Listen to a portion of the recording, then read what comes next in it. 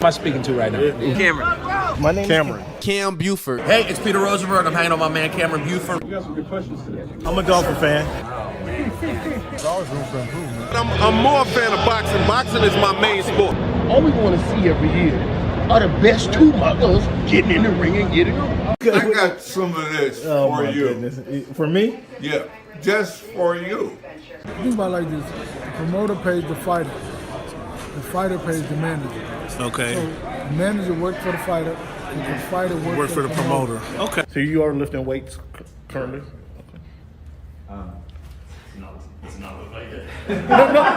When he said it's easier to score in the NBA versus Europe, did you agree with them? To me, it's easy to score all over the world. Can I finish right now? Do you want me to speak or do you want to conduct the interview and answer for me? Which one? What do you think about these type of Okay. Like I was saying before. Aaron, what has the game of baseball taught you? One of the biggest things is being humble. Can you give a message to the kids to kind of persevere through the false teachings they may be giving? Patience. Okay. Patience. As the show Voice of the Fans Oh my goodness! continues to I'm in evolve, tears. Come on, you were adding some spice to it. it is strictly banter back and forth between myself and Cameron Buford. I enjoy all of it.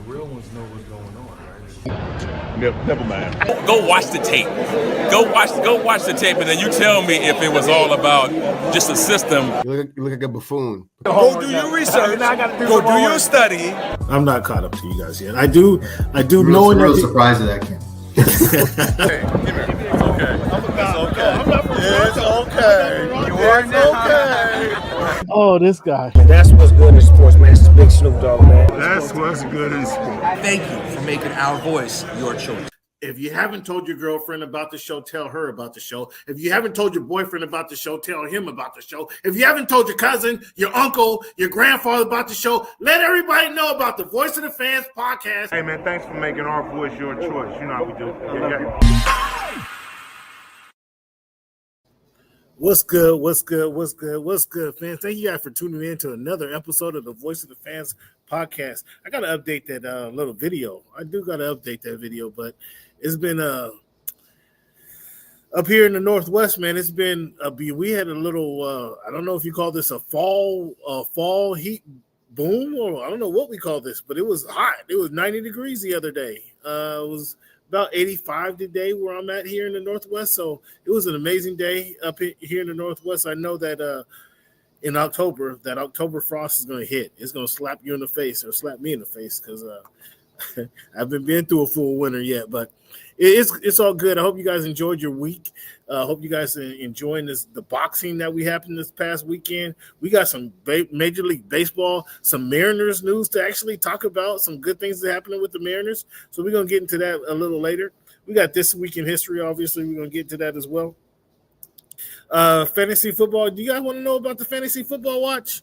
You guys want to know I'm 2-0 in one league, 0-2 in another league. I think we got to let fantasy football play a couple weeks. I don't know if you guys are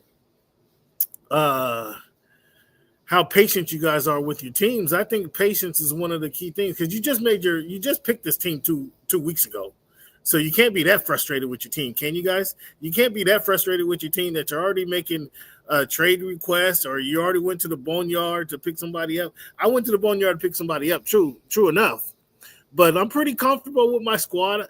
I'm trying not to make any harsh moves, make any harsh maneuvers quite yet. I'm gonna let things play out. I'll give it third week. After week 3, then you have an idea what's happening in the NFL. You really have a good idea who's who, what's going on, what the rhythm of the season is gonna be. So I'm gonna be patient with my fantasy squad, and I urge you guys to do the same because we got 17 or 15 more weeks to go. 15 more weeks. So show some patience, fans. Show some patience. Patience is not what you're going to see from me on Thursday, unfortunately. Unfortunately, my Dolphins, the team I've been rooting for since I think it was 81, are going up against the favorite to win the AFC, one of the favorites to win the AFC. As you guys know, if you listen to my show a few weeks ago, my picks, I got Baltimore getting to the Super Bowl this year, but they'll be playing. They will have to beat the Bills to get there. My Dolphins have no chance against the Bills on Thursday. Truthfully, I hope the Bills beat them by 60 points. Like the Dolphins put up 70 points on the Broncos a couple years ago. I want the Bills and Josh Allen. Josh Allen, I'm challenging you, Josh Allen. How many points can you put up against this scrubby Dolphins team? I'm challenging you because I want to see you guys put up 60, 65 points. Maybe then they'll get rid of the general manager. Maybe then they'll get rid of the head coach. I'm talking about Monday or Tuesday. And I will submit my application because I can't do no worse than Greer. In 19 years, I guarantee I win a playoff game. One playoff game in the NFL as a GM, and all I got to do is pick the talent. I'm absolutely winning one playoff game just on sheer talent alone. This guy hasn't won one. He's been through 4 or 5 different coaches. Fire his butt. Get him out of there. Get Mike McDaniel out of there. The vaping on the sidelines, that doesn't work. It's time to go. I've seen enough. And again, Bills, if you guys don't beat them by 50 points, I'm disappointed in you guys, Josh Allen. I voted for you for the MVP. I took a lot of slack because I was rooting for you for the MVP last season. I thought you had a heck of a career when, the first 5 years I wouldn't give you no credit. So you had an MVP year. Let's see MVP Josh Allen on Thursday night against these Dolphins. Go ahead and put up 60 points. I got ahead of myself, guys. I got to talk about last week's game before this week's game, but I want to get that off my chest. Josh Allen go for 60. That's what I say. Last week we had some really solid performances.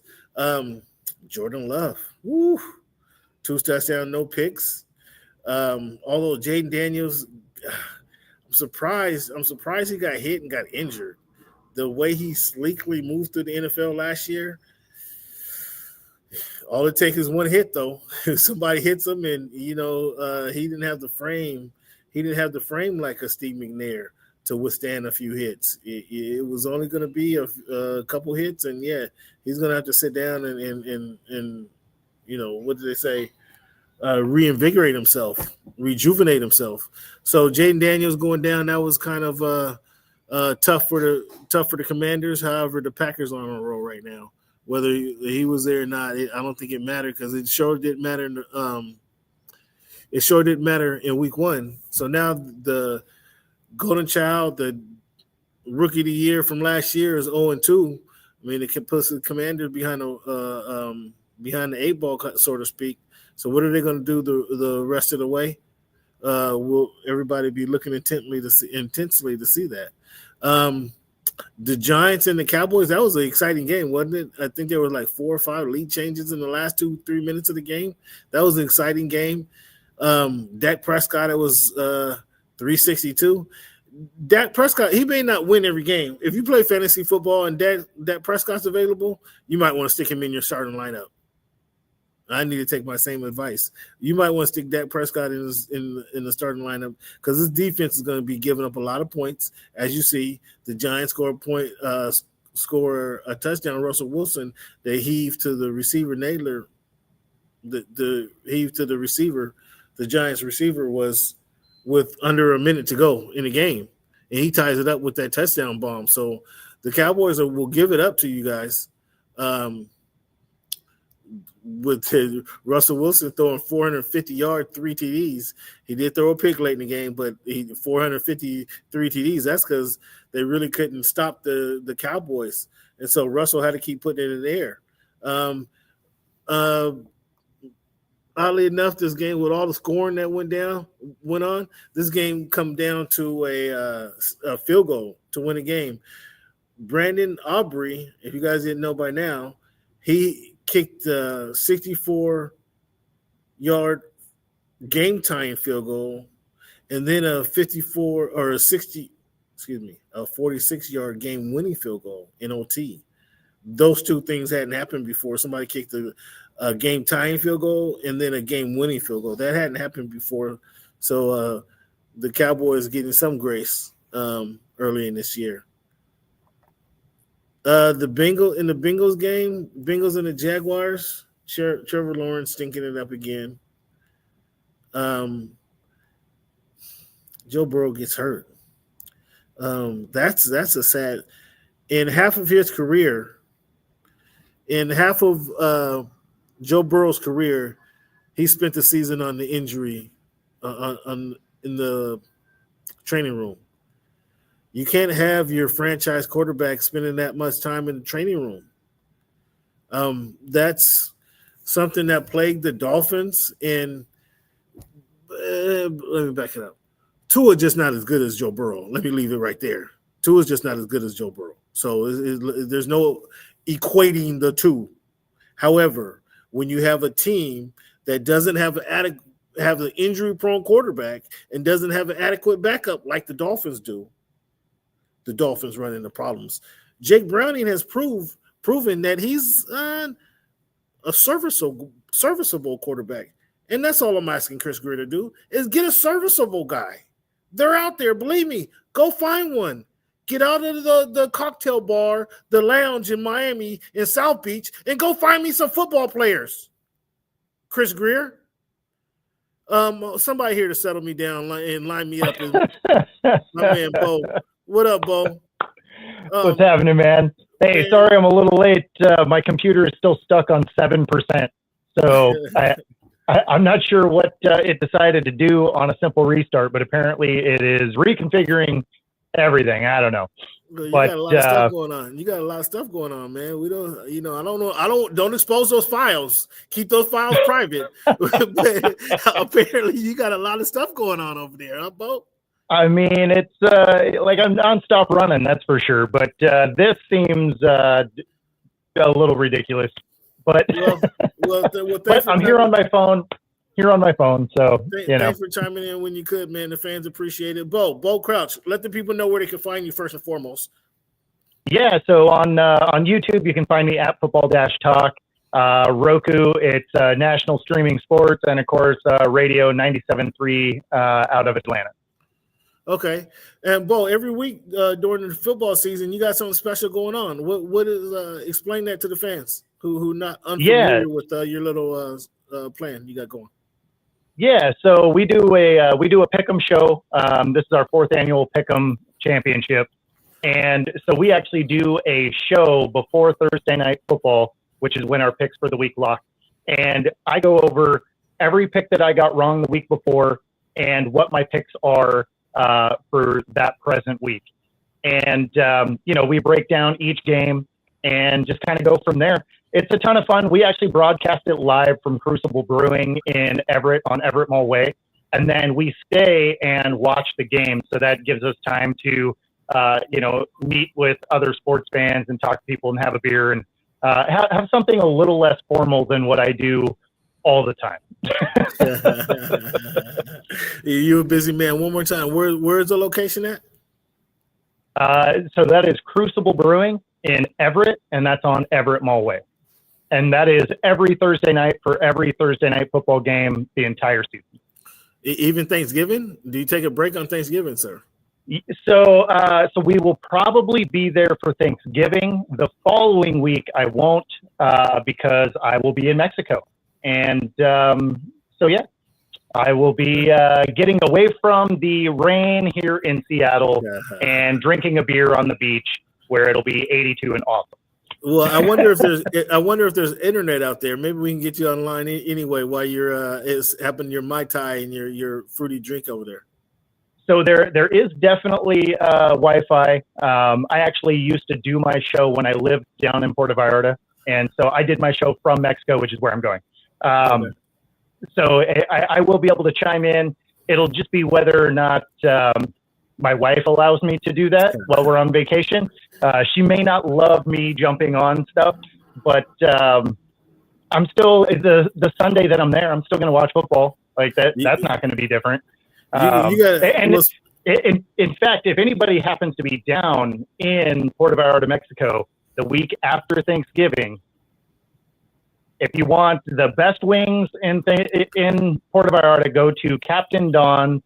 It's in the Cinco de Diciembre neighborhood, and it's a sports bar. It was originally founded by a guy that was from here in Seattle, so they have a lot of Seahawks stuff there. They have the best wings in PV, and they'll have the game. The best. So wings. shout out to Captain Don. The best wings, Captain Don. Okay, shout out to Captain Don. You get some pub way up here in the Northwest, Captain Don. Those wings better be good. I tell you that. Hey, let's calm down. Let's calm down. They're not U.S. wings, right? But they're the best. They're the best. They're the best you're gonna get in Mexico. They're the best wings you're gonna get in PV. Okay, that's cool. I wouldn't say they rival, some of the best wings you can get here in the States. Because we just do more of them. Right. Yeah. That's true. That's true. We've kind of perfected that. So speaking of football Sunday, what kind of stood out? And you can include Thursday if you want. What kind of stood out to you? What are a few things that stood out to you this past weekend in the NFL? One of the things was just quarterback injury, right? Quarterbacks going down. We got 5 that are questionable going into this week. Well, three are not going. We know Joe Burrow, Jaden Daniels, and McCarthy are not going this week. Neither is Justin Fields. Justin Fields is out with a concussion. That's 4. He's not going. So that's 4 and out. Purdy, that's already out. Yeah, and Purdy is listed week to week. Oh, that's right. Purdy's out too. Yeah, he's doubtful, so it'll be Mac Jones. Yeah. So that's 5 quarterbacks. Oof. Any of those you have? Are you starting either one of those guys? The thing that's funny is when you were looking at fantasy rosters. Yeah. You were probably actually a little bit excited about the fact that J.J. McCarthy got hurt if you have Justin Jefferson, because they have Carson Wentz as their backup. And although people may not like him personality-wise, he can throw the ball. Yeah, when's the last time you saw him throw the ball, though? Oh, he had a great year with Colts. Again, when was the last time you seen him throw the ball? Well, no, but think about it. Action? Well, that was like 3 years ago, wasn't it? Yeah, but, then he went to Washington, and that place was a dumpster fire because Snyder was still the owner. And then he's done a couple of backup roles since then. But, I mean, his knock was never his ability to throw, right? Right. I mean, he was a locker room dunce. But from a backup, that doesn't matter because nobody's trying to follow that guy. They just need him to swing the rock. And so do I think he necessarily wins the Vikings the game? I don't know. But if you are a Justin Jefferson fantasy holder, you got to like that opportunity because McCarthy wasn't exactly lighting it up. Well, I was indifferent on McCarthy, but I saw some things that kind of looked impressive. Maybe I got caught up in the 1 quarter versus 7 quarters of stinky football, but it was a pretty good quarter though. It was a darn good quarter though. I mean that really was kind of captivating. It's unfortunate that he got hurt, but it is what it is. What do you think is Shane Steichen and who's my man? I forget my man's name. The quarterback for the New England Colts, or not New England Colts, the Indianapolis Colts. Who's my man for the Indianapolis Colts going for 2-0 right now? Jones. Daniel Jones. There you go. This shit is this sustainable? Shane Steichen got his job because he was Justin Herbert's quarterback coach in the Chargers when he had his record season. So it's like, okay, you can coach a rookie up to doing this. Let's get you up in New England. But he's been through 3 quarterbacks, hasn't he? Been through 3 quarterbacks. He tried he try Matt Ryan? Did he try Matt Ryan? What veteran did he try? Did he try Matt Ryan and didn't work out? He tried the old quarterback for the Chargers. Rivers, it didn't work out. He tried Rivers. That was his first That was his first quarterback. Rivers. He's been through 3 quarterbacks now that hasn't worked out. So if for the Colts, Rivers had a good year. Well, they didn't win. He retired. They went to the playoffs. He had a really good year. He just retired at the end of it. Did they win in the playoffs? So that's kind of what I'm saying. No, it was Philip They went to Rivers. the playoffs. They went to the playoffs, and wait. Is Philip Rivers you expected to lose in the playoffs? Is that what you said? Yeah. Hey, so let me put it this way. I would take a playoff appearance if I was as a Dolphin fan. I would take one, so I can't really be too harsh on those guys. Yeah, I mean, look at it this way: Philip Rivers, Matt Ryan, Stafford when he was with the Lions, right? These are all guys that would light up a stat sheet, but when it came to postseason time, wasn't it, right? Right. I mean, so it depends on what it is you're looking at. Do you want to have a potential winning season, at least get into the playoffs? Are you a fantasy owner? Because Stafford, when he was with the Lions, he was a fantasy master. Cousins with Washington, fantasy master. Did it ever equate to wins? No, because the team was terrible, but he could throw the rock forever. Okay. So go ahead. But I don't think Jones is going to be that. But I will say, like, I'm not a Daniel Jones believer, but for me, I will say this is the best position. This is the best opportunity he's had. Like, this is the best offensive line he's had. Running back, receivers. Yeah, like I actually like the opportunity for him, right? Do I think he's, some elite talent? No, I mean, of course not. But do I think he's better than what we saw with the Giants? Yeah, I think everybody's better when they leave the Giants. So, So let's look. So yeah, no, I like his ability with that team. So I'm gonna pull up the Colts. I'm gonna pull up their next 3 games and see where they stand. The Colts, their next 3 games, and see if they can get to 5-0. They've got the Titans this week, so that should be conceivably a win. The Titans. Even if they don't play as good as they did in the first 2 games, that's probably a win. The Titans aren't a good team, right? Like they're still trying to they're learning the base of their machine. Yeah, what's your name gonna pop one? He's gonna have a couple of good games this year. For sure. The team isn't built to win. It's not like they're a quarterback away. Like they're about 35 guys away from being about 35 guys.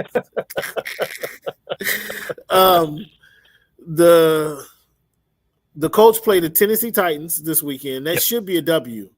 They play the Rams next week when the house should be coming down. The house should be I'm coming assuming down that's an L. Yeah, that'll be. I mean, but if you start 3-1, any Colts fan should be ecstatic with that. Then they got the Raiders and the Cardinals. So any Colts fan should be ecstatic with a 4-1 start. I would say they play the Raiders after the Rams. What's your thoughts on the Raiders? I like the Raiders. So let me preface what I mean by this. Okay. So I like the Raiders because they are going to be an entertaining watch. They're going to be wildly inconsistent. They are they're a team that's going to steal a win from a good team and then lose to the Panthers, right? Like they are that team. So they're going to surprise you by beating somebody they shouldn't. They're going to lose to somebody they shouldn't. They are going to miss the playoffs, but they're going to be entertaining each week. It's basically if your whole team are Gardner Minshew's is really what this is. But it's going to be fun. Shots fired. I mean, it's going to be fun, but it's not going to win a lot. But it's going to win some games it shouldn't. Is Austin Gentry a Gardner Minshew class running back? No. I just mean the organization is it's going to be fun, but it's not going to be a team that you're super worried about. And Gentry, Gentry, we don't even know what he is yet because we haven't seen him really pop off. I've been wondering. I was kind of questioning that he had a great season. He ran for 2,000 yards against who? And I hate to say the talent disparity in college football, but I mean it's huge. At Boise State, you do that. That's not at Wyoming. That's not even doing that at Iowa. That's not even 2,000 yards at Iowa. Like if you did 2,000 yards at Iowa, you got my attention. I'm wondering. I want to see did that production carry. And so far, I didn't see it carry in the preseason, and I haven't seen it carry in the regular season so far. It's early. It's only been 2 games. I just haven't even seen like a burst, a pop, something. Something like say, oh, that's it. I haven't seen that. I don't know if that. I don't want to. I hate to go to the offensive line. There's truth to it. I get you. You need an offensive line. You need a good offensive line to create a running game. However, a good back. I'm not sure the Colts had an awesome offensive line when Marshall Faulk was running the ball. I'm not sure that Detroit Lions line was superior. I'm not sure one of those guys in the Hall of Fame. You're talking generational talent, though. But so let me give it to you this way. Let me give it to you this. How many years? Let me speak. How many years in a row did Baltimore have a quality running back? How many years running in that Shanahan scheme did they produce a 1,300-yard running back? I personally believe a lot of offensive line is coaching. I personally believe that these are big guys. Yes, there's agility. Yes, it takes agility. Yes, they need to have quick hands and quick, be able to punch quickly. Yes, that's true. But a lot of that, I believe, is coaching. I'm sorry, I believe it. You can't convince me otherwise. And go ahead, say your point, and I'll continue. So I 100% agree with you that it is a coaching thing, and there's a problem in the league in general when it comes to player development, because the coaches at this point. The league has become such a "what have you done for me lately" that they are constantly just trying to plug holes rather than actually bring players along. So I fully agree with you there. But I will say that offensive line has a huge factor, and one of the best examples of that happens to be my Seahawks. We have 2 studs, right? Kenneth Walker, beast, right? Zach Charbonnet, also a beast. We had one of the worst offensive lines last year. They didn't do anything. And in fact, if you look at the Seattle running back situation since 2015, their main back has landed on IR every year since because we got rid of an offensive line, and we've had a bottom 5 offensive line ever since. So not only are you trying to run, you don't have any holes to run through. So your first contact is now these 6'5" Samoan dudes that weigh 300 pounds instead of a 235, 245 linebacker. I'm sorry, but you're going to get beat up by the big uglies up front, right? I mean, and when you're trying to break your first tackle 2 yards behind the line of scrimmage instead of 3 yards before, even if you have some yards after contact, it's getting back to the line to start. Right, sure. So, I mean, the line is a huge factor to a good running game. Let's stick with your and I think since you brought up the Seahawks, well, let's talk about the Seahawks for a minute. And Sam Darnold, I think you got the full Sam Darnold experience on Sunday. You saw some good, you saw some bad. That ultimately came and win. What I do like is that the defense is for real. The defense is for real. The defensive line is for real. I noticed that. My goodness, at Seahawks camp in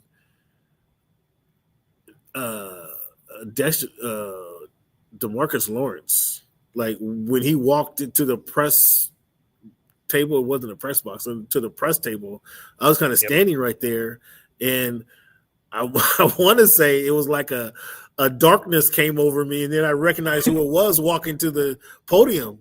But dude is massive, and he's quick. I mean, he's massive, quick, and nimble. Like him on the other. He looks like he wants to play again too.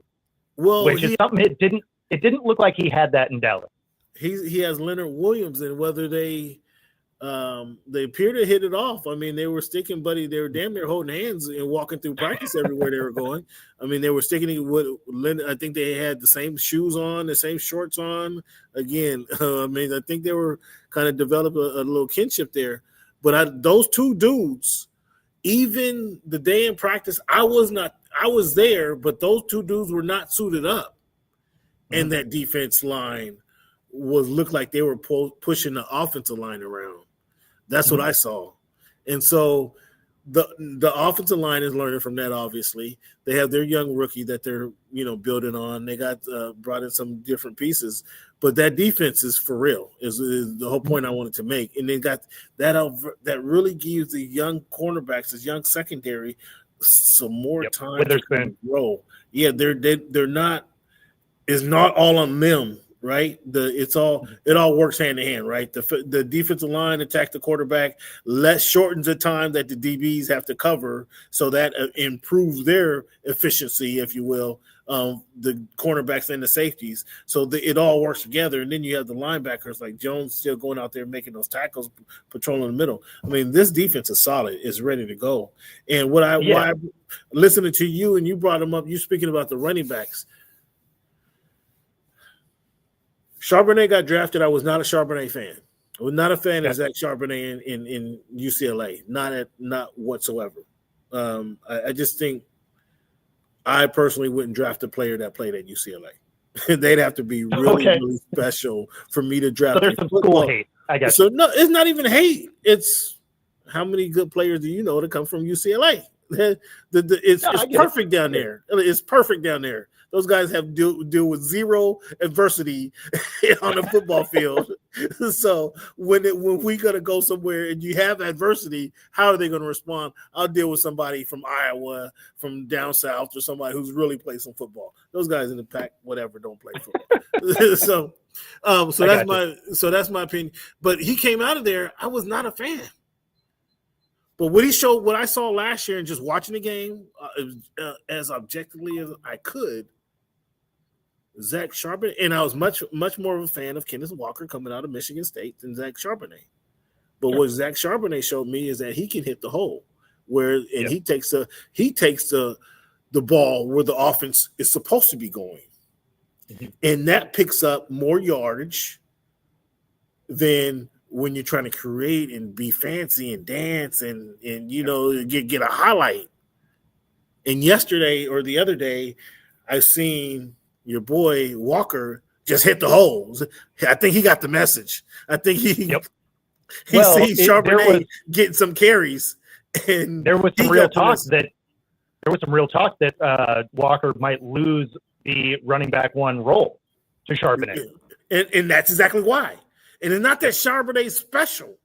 It's not that he's special, but sometimes you just need to run the play and pick up the 3, 4, 5, 6, 7 yards that the play is intended to get, and not hit a home run on every play. And so, I would have said that. Just like, we'll get into it later. I was talking about Ezzy lost her minutes to Dom, and there's nothing wrong. I don't dislike Ezzy, but I just think this person earned some minutes. Charbonnet earned some carries.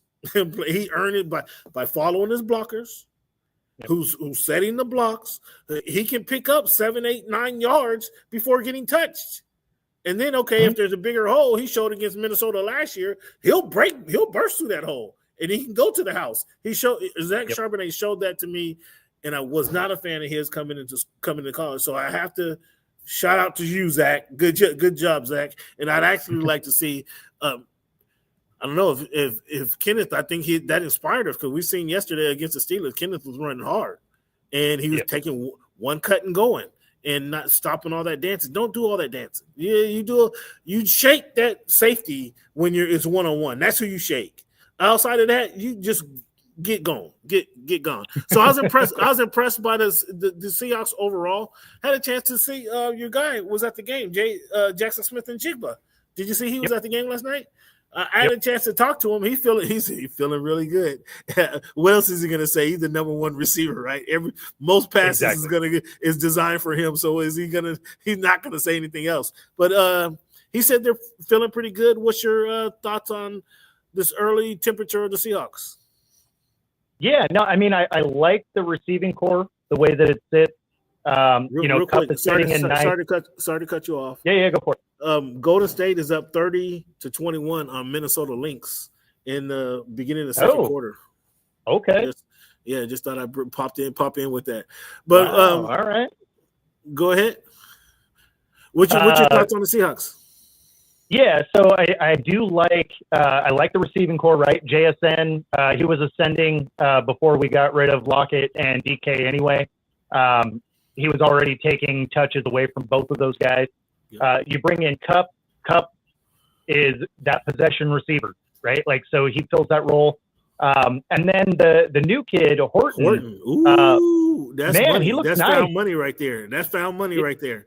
And that's the guy that moved MVS out of town, because they brought MVS in, and they liked what they saw from Horton out of camp. Obviously, Bobo is hurt right now, but I mean, he's going to steal. He's going to steal the reps from Bobo for sure. Yeah, that's what I'm saying. Bobo's not that guy. This guy is slick. Horton is going to be good. I mean, when you talk about it that way, you got 4 dudes, right? You're only going to have 3 of them on the field most of the time. So, I mean, I like that scenario. Obviously, like you said, the defense is nice. The defensive line has really come along. You got some studs at linebacker. Nwosu's back from injury. Witherspoon is still out, but you did end up getting Jaren Reed back. You got Kobe Bryant back. You got Julian Love back. Because they were all of those guys were kind of on, play restrictions a little bit against the Steelers. And even with that, they handled business against the Steelers. So I like the way this team is starting to come together. Outside of kind of an offensive meltdown against San Fran week 1, this team could have easily been a 2-0 kind of team. But the biggest thing is even with the injuries and a lot of those players having a little bit limited action against the Steelers, the defense looked legit. Hold on, who is the Minnesota version of Sam Darnold? Who is that? I'm sorry, Ralph.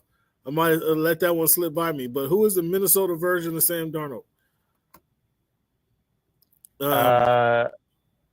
I'm not sure. He just typed that one in there. Oh, he might be a little behind. Like, he may not be up to like, he may have started the show from the beginning, so he might just be hearing some of the earlier commentary. That's all I can assume if those just popped up. Yeah. Those just popped up. So, do you have the Seahawks? I mean, we got an injured quarterback in San Francisco. I thought I had San Francisco winning that division. I thought the Rams would be a close second. The Rams and the Seahawks would be battling out. I got this division being. I mean, I got the Niners winning. You had the Rams. I think they were all within a game or two when I looked at when I actually went through the whole schedule for each of them. They were all within a game or two. So to say that the Seahawks won't make the playoffs, I mean, they wouldn't make it by a game or two. Again, it's going to be a close. I had the 49ers winning the division, but I don't know if they're going to win it with Mac Brown or Mac Jones quarterbacking. I'm not so confident in that. And that leaves the door open for the Seahawks. The Rams will be there, but we know Stafford at quarterback, he's going to give away a couple games. He's going to give away a couple games. Is those games going to be to the Seahawks to give the Seahawks a tiebreaker? Because the record again won't be far apart, but it'll be that critical tiebreaker that will get them over the hump. I just have the Rams. I think the Rams and the 49ers are stronger in that division. Yeah, historically the Rams kind of get one over on the Seahawks. So if it comes down to a tiebreaker, I would lean towards the Rams probably winning that tiebreaker just based on history. But I have the Rams as the winner of the division. The Niners I actually had in the 3rd place spot because of the amount of stuff they got rid of, right? They start the season without IU. They lost Debo. They had some younger guys that come in that are playing decent, but you're also betting on CMC making it through a whole season as he's now their number 1 threat. And so, I don't love that scenario. They got rid of some key pieces on the defense as well, just because they had to create cap space, right? And so this season was going to be a step back for them no matter what. So I had the Seahawks occupying that 2nd spot and being a borderline wild card team. I have them as a 10-win team. And the reason I have them there is because they play the South, and I don't mean the NFC or the NFC. I mean they play both South divisions. And so you got some cupcake games on this schedule, and it gives them a clearer path to get to a 10-win season, especially because, they play the Cardinals tough. They usually split with the Niners, so I fully imagine the next time they see them, they'll split. The Rams will be a question mark on if they can split with them. But, because of the way the schedule is, it's not an overly hard schedule based on the opponent. And so that's where I think they can probably sneak in, because on the NFC side, you still have the North that's going to beat themselves up, right? Mm-hmm. And so, you're not going to have three teams from the North, because those teams are going to beat each other up just to get out of that conference or out of that division. So, in the other divisions, I don't think you're going to see two teams come out of. So, you might see two out of the North just because, but we'll see what Washington is. The Packers and the Lions. I don't know if the Bears are ready, but the Packers and the Lions are coming out of the NFC North. But that's what I mean. You're not going to have three out of there, so you're going to have, so you're going to have a second NFC West team, or maybe an East or whatever, right? So it's not going to be the South, but it could be the East, right? But now that Jane Daniels is hurt, maybe not. The Cowboys aren't going to do anything. The Giants are the Giants. So I mean, like a 10-win team could be in the wild card spot. So yeah, you're not wrong. You're not wrong. So you said the Cowboys aren't going to do anything, and neither are the Giants.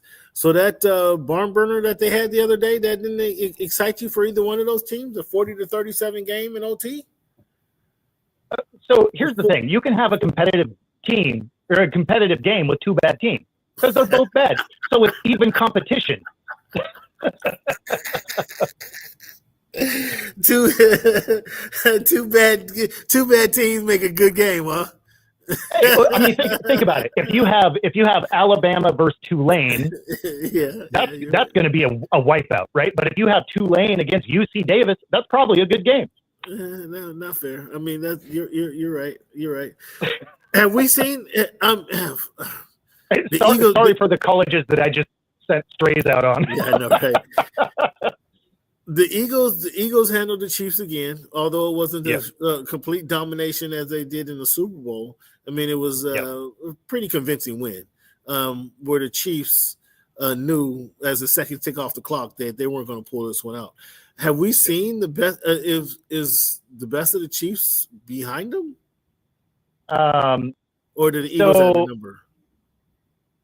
So this is another scenario where two things can be true.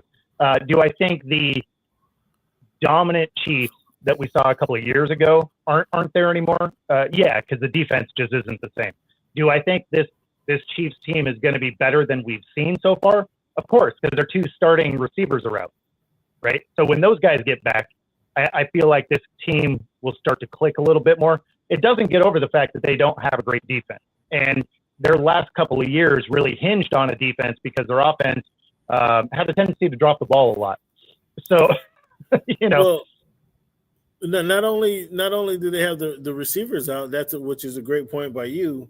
They haven't had a running game since the Super Bowl. They haven't had a running game to speak of since Pacheco in that first Super Bowl a couple years ago. I am convinced that Patrick Mahomes. Well, I don't need any convincing.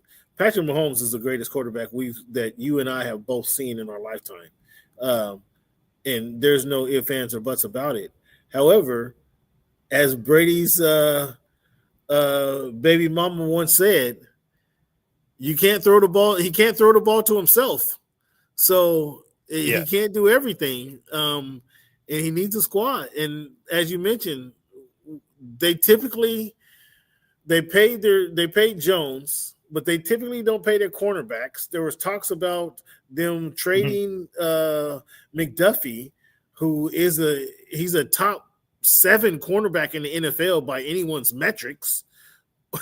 What do they expect to get from a trade of McDuffie? Are they getting a star tackle? Are they getting a draft pick? Are they just getting the salary relief. I think they're probably looking at maybe getting some picks and salary relief. Because, I mean, you know, at the end of the day, you do have to keep reloading because you can't pay everybody. Probably the biggest thing, if I'm a KC fan, is I don't want to see Mahomes trying to run people over anymore, right? Like, he's done that in each of the first 2 weeks. And, like, that's how you get quarterbacks hurt, right? Like, those dudes are big. They're out there to hit people for a living. If they start getting tape of you trying to square up on dudes, even if they get a flag, they're going to come blow you up because they don't want to be on SportsCenter getting knocked over by a quarterback. So, I mean, I'm not sure that's an issue no more. I'm not sure that's an issue these days. I'm not How's sure. that? Because they know who the golden child is. They know they can hardly breathe on a guy. Let alone go smack this guy. You knocked me to the ground. You put me on SportsCenter. I am blowing you up. You are not wrong. You are not wrong. I understand exactly. Take the 15-yarder. I'll take the 15-yarder and the fine. Listen, you are not wrong. You are not wrong. I asked this is a few years ago in the locker room, in the Chargers locker room, speaking to some players. Player you mentioned earlier tonight, actually. I asked the players specifically about the rule changes this is about 4 years ago when the rules are changing. Now they're changing the target zone. Now you can't hit the quarterback below the knee, and you can't hit. Obviously, you couldn't hit him in the head. That's a foul. So they're just shortening. Now I said, guy. Now as a defender, as a defensive guy, when you're coming around the corner and you see that quarterback, does it come into your mind where you can hit him? What you can do, what you can't do, or are you just trying to get to this guy and get him on the ground? Are you really thinking about that? He's like, well, yeah, you have to think about that because it's going to cost you some money. If you don't hit him, it's going to cost you some money. I was like, okay, now, aren't there some quarterbacks that you would pay that fine for just a hit? And he wouldn't tell me who it was. So of course, he's like, yeah, I would. And I was like, well, come on, give me some names. He's like, nah, I can't do that. Nonetheless, I say that to say that I don't think the way the game has morphed, if you will, have kind of changed to a more offensive game. Defenders, not only are they familiar with the penalty for hitting a quarterback, sure, they're not going to do that to the star of the NFL. That's my impression. That's my opinion. And I say that because we haven't seen these guys. Now, there's obviously a couple players in the league that would go out that we have to question that logic on. But for the most part, the majority of the players are not going to go out there and take a cheap shot. I understand what you're saying, where he runs to the sideline and Mahomes had faked the slide and continue to run down the field. And yes, I would wall up that guy just because I've seen that alone where I don't want to be, I ease up and you then run for 10 more yards. Yes, that's the reason you're going to get walloped. But him, when he gave the dude the forearm and the dude came in there lackadaisical, that's that defender's fault. That is I agree. 100% that defender's fault for coming there lackadaisical, and you took one to the forearm to the head, and that's what you get. But the majority majority of players, I don't think are coming to knock his head off. But I understand why you say you would do that. Well, and even in a situation where it's like that, where he probably did pull up thinking, oh, he's going to slide, and then he doesn't, and he stiff arms me to the head. That is where I'm immediately like, okay, fool me once. Right, exactly. Cool. Yep. I'm not mad at I'm not mad at that. I would immediately in my brain be like, you know what? I'm going to be sending $50K to the league. It is cool. But he is not doing that to me again. Right. No, I'm not mad at that. I just don't know that there's a lot of those players who have that same mentality in the NFL. Because of the way the rules have changed and they kind of legislate that to the game. That's why I would say that. Now, again, if you're right, fool me once. Now, next time, Patrick, you might be getting some plastic to the shoulder pad, you know. Yep. Nonetheless, I expect those guys to improve like you did, like you do, and I think they'll be in the mix. They'll be in the playoffs, no doubt. I don't have them in the AFC Championship, but they will be in the playoffs. Yep. The Atlanta Falcons. I'm not sure if you had a chance to see the Atlanta Falcons against the Minnesota Vikings. Their defense looked for real. Their defense really looks for real. That guy, Bijan Robinson, he looks like he's ready. He's in his third year. He's ready to make some noise. What's your thoughts on the quarterback, though? So Penix is good. Here's my issue with the Falcons, and it actually doesn't have to do with personnel. It has to do with coaching. And my issue with the coaching there is if you watch last year and, going into, the first couple of games here, is they just randomly forget that Bijan is on the roster, right? Fair enough. They do have a pretty good tight end supposedly too, right? Well, that's the thing is they have some. When you look at the roster, you're like, okay, let's go, and then their play calling comes down, and you're just like, how did you not get the ball in your playmaker's hand? And so my issue isn't with the roster; it's with the coaching and the direction that they use that team. Because you'll see moments where they'll flash, and you're like, okay, these plays make sense. They're getting playmakers the ball, like they're on time, they're in rhythm. Like this looks good. And then the next game they'll come out and Bijan won't get a carry and the tight end won't get a target. And you're just like, what are we doing right now? Or to get inside the 30 and they put number 25 in. Now I like Algier. I think he's a good backup running back. But there's no way, unless my guy's over there in the blue tent, that number 7 comes off the field. And that's my point. Yeah, I feel you. I feel you about the Falcons. So there's legitimate questions with the Falcons there. Let's see who else we got. Jared Goff, do you think the 50 points they put up on the Bears, or excuse me, the 30 points they put up on the Bears? No, I thought they put 50 points on the Bears, didn't they? Yeah, they did. 52, I believe. Yeah. Do you think this 52 points they put up on the Bears is more indicative of who the Lions are this season, or is it more? Are they more like the team that struggled last week? I think they're kind of somewhere in the middle there. I think they came out mad against the Bears after the meltdown they had opening weekend. But, I think the real test is going to be against Baltimore this week. And, that's going to be a good game. They're going to put up points on this Baltimore team, though, because their defense isn't what you're used to seeing out of Baltimore. This is probably their worst defense they've had in the last 5 or 6 years. Yeah. And so, you're going to see the Lions put up points. This game I'm going to be watching very closely. I still think the Ravens win this game, but this is a game that I'm very interested in just because I don't think the Ravens are as bad as they've looked, and I don't think the Lions, as wildly different as the 2 weeks are, I'm curious kind of where it is they are against a good team, because I don't have the Bears as a good team. You don't have the Bears as a good team? No, not yet. And so they have a good roster. Okay. But Caleb Williams is the X factor here. He has a learning curve. Yes, he has a learning curve. Well, and can he accept coaching? That's the thing we've yet to see. Yeah. I think you made that point a couple weeks ago, and he clearly is struggling. Right now, do you? Just as we bring that up, and this is not on script or anything, but when you say he can't accept coaching, let's ignore that point just for this question. A minute 49 seconds ago in the first half, Minnesota 26, Golden State 37. We're talking about the Minnesota Lynx against the Valkyries, just to clarify. So they got a 11-point lead here with the ball. Burton pulls up for a 3.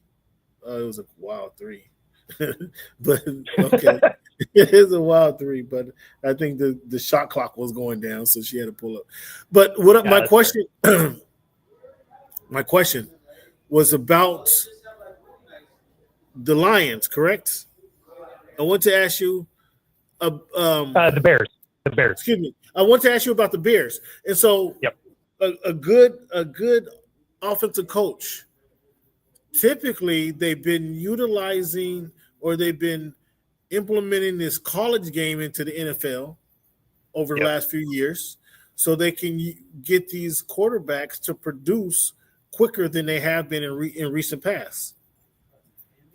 Yeah. Should they be dumbing down I'm wondering, in the guy's second year, should his first year in this offense, should they be dumbing down the offense for him? I mean, the problem, and we said it earlier, is the league isn't about developing players anymore because you get fired after a year sometimes, right? Teams no longer care about eating your contract. They're just like, in fact, a crazy stat last year was there was $700 million worth of coaching contracts for coaches not coaching that teams were paying. Wow. So, I mean, it was crazy. It's crazy. Yeah. So it just shows that coaches are going to now do anything in their power to save their jobs. I don't think that's the situation here. Eberflus was the guy that was on, he was the lame duck guy on his way out. I think the biggest problem with the Caleb Williams, Ben Johnson issue is, one, Caleb Williams, based on other coaches that have talked to him, other players that have talked to him, when you try and coach him up, he just kind of ignores you, rolls his eyes, and moves on. So that's an issue already. And then when you look at Ben Johnson, his offensive style is on rhythm. Like it's supposed to be a very fluid, like hit your target on time. That's what it is. That is not how Caleb Williams plays. He is more of an ad-lib style player. His best plays are outside the pocket, moving around, stuff like that, which is how he drives himself into trouble. You've seen him, instead of climbing the pocket like you're supposed to, he'll bail and give those DNs a clear shot because he's bailing out of the protection. So, like, there's some very real issues with just some fundamental things with Caleb Williams. Are they coachable and correctable? Absolutely, if you're coachable. Fair enough. So that's the question. Right, because the rest of the team's ready to rock. They fixed the offensive line. He has weapons and a solid defense. So really, if they fail, it's not because the team's bad. You got the coach you wanted. So now the guy with the ball in his hand all the time, but that's what really I'm saying. Starts to fall on you. That's what I'm saying.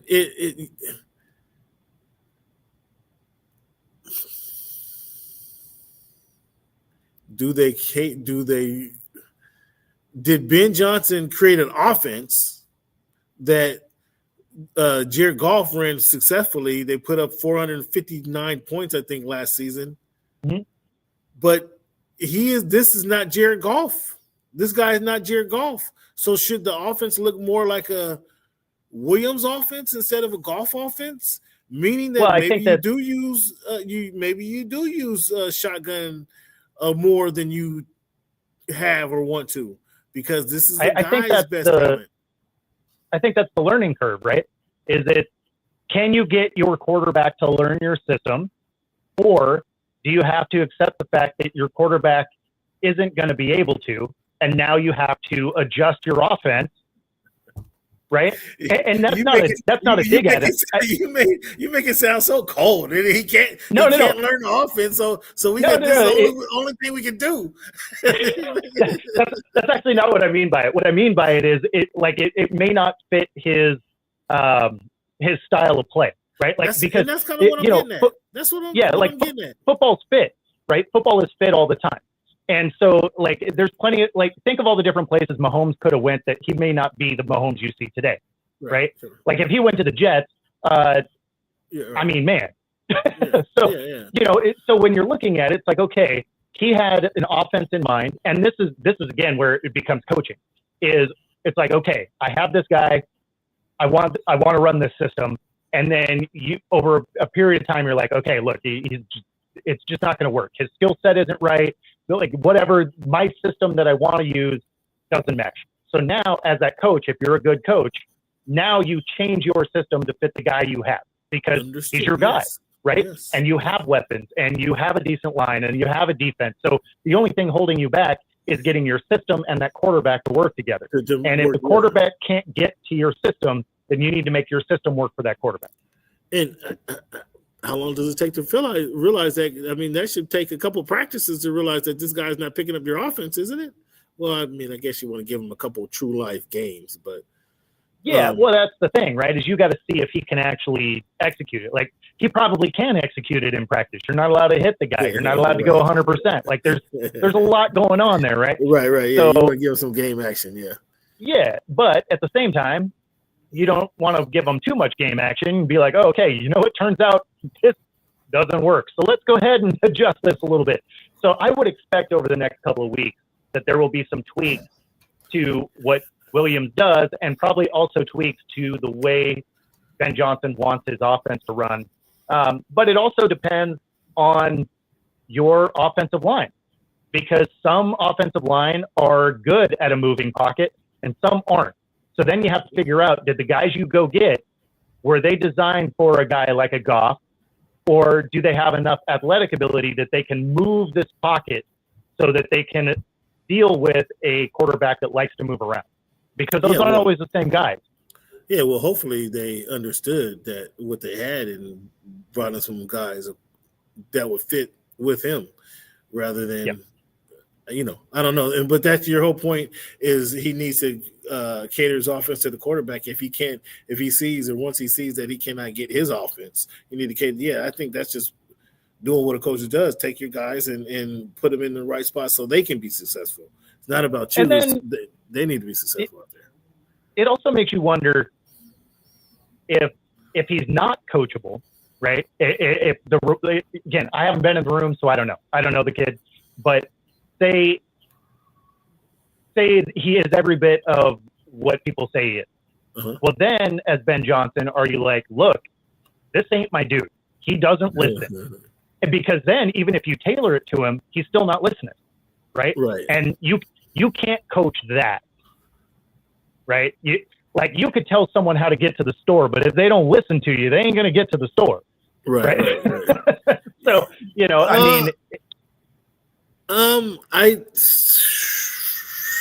that's your job. Like, is it ideal? Yes. Is it ideal? Probably not. But that's your job is to get through to this guy. And so after 1 year, you're going to say I can't get through to the guy?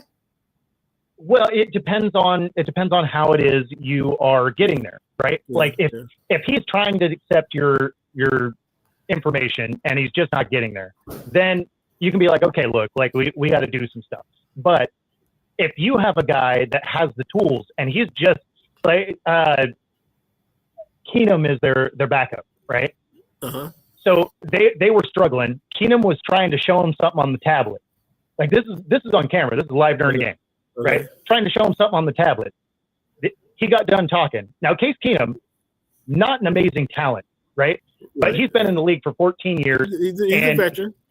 He's a veteran. He can read defenses. Like, there's a reason he's still in the league, right? Right. So when he gets done showing this, Caleb Williams just rolls his eyes and walks away, right? Like, if you can't accept information, then no, I fully move on, right? Like, what are you doubling down for? Like, if you got a guy that isn't going to be coachable, and it's funny that you asked this one because I talked about it on a show earlier today, is the parallel I made is when I was getting my racing license, I was driving a car.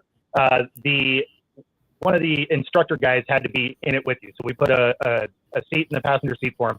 And there was going to be 4 different driving sessions during this day. And they're critiquing everything you do around the track. And this was, the track was called The Ridge. It's a road course here. Awesome track. So it's a rainy day. It's actually the first time I had driven this car.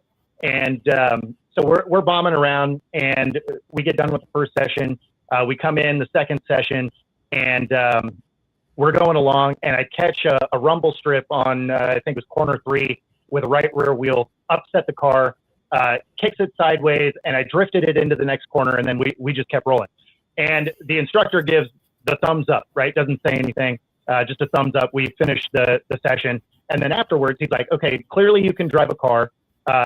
You don't need me in there the rest of the time. And my response was, no, I want you in my driving sessions the rest of the day, because you know every entry and exit point and apex of every single corner on this. I don't want to reinvent the wheel. I want you to tell me how to shave tenths of a second off of every single lap I do, right? Yeah, because I'm actively wanting the coaching. And so there's a distinct difference as opposed to somebody else that's just like, yeah, get the hell out of my car. So I mean, and if Williams is that guy who's just like, get out of my car, it's like, well, there's only so much you can teach a guy that isn't willing to learn. Yeah, and so that's the real question. Is Williams able to learn? And I don't mean able like he's unable to learn. Is he unwilling to learn? Is he or or can you mold him into that guy? That's that's okay. I got your point, man. Before I let you go, I want to get your feedback on these 3 games. These are my 3 biggest games of the week in week 3 of the NFL season. I want to get your feedback, Bo. Okay. So without giving it too much thought, this is a quick reaction drill here. Okay. Have you seen the reaction deals that drop the little Nerf ball that try to grab them? All right, this is a quick reaction here. Rams, Eagles, who you got? Eagles. Broncos, Chargers, who you got? Chargers. Ravens, Lions, who you got? Ravens. Those are the games of the week, man. Is there any other games that you see that's bigger than those games or more? I can't say impactful. It is week 3. We got the Seahawks and the Saints. The Seahawks should beat them. The Cowboys and the Bears, I think, could get interesting.